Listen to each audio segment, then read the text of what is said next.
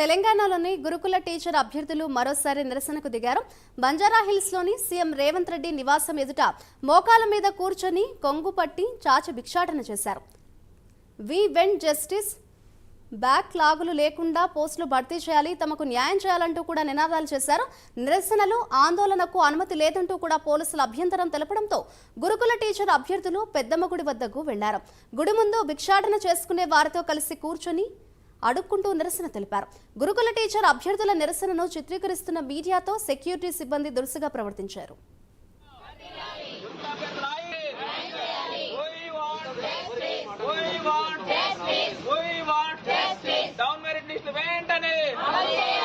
గురుకులాల్లో బ్యాక్లాగ్స్ లేకుండా పోస్టులు డౌన్ మెరిట్ లిస్ట్ వెంటనే